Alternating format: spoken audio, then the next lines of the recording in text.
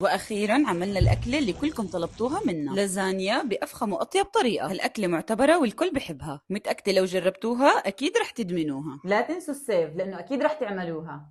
كمية من زيت الزيتون بننزل عليها في البصل، وبس ياخد شوية لون بنزل بالجزر والكرفس والثوم، وبرش عليه شوية ملح، وبعدها بنزل اللحمة بخليها تاخد شوية لون وبقلبهم سوا.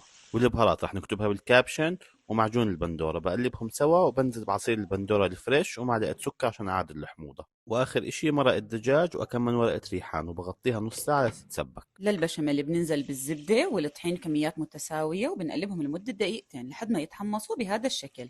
بننزل عليهم الحليب البارد لنتأكد إنه داب. بننزل البصل والقرنفل وجوزة الطيب والملح، بنحركهم سوا كتير منيح. أول ما يتكاثف البشاميل بنتخلص من البصلة وبننزل اختياري قشطة أو كريمة، وهيك البشاميل بكون جاهز معانا. هلا رح نطبقها لحمة، قطع اللازانيا وما سلقناها طبعا، بعدين لحمة وبشاميل نفرده. بننزل عليه جبنة موزاريلا وتشيدر أو المتوفر عندكم. بنعيد الطبقات عليه أكتر من مرة وعلى الوجه. آخر شي بحب تكون لحمة بشاميل وجبنة كتير. هلا على الفرن.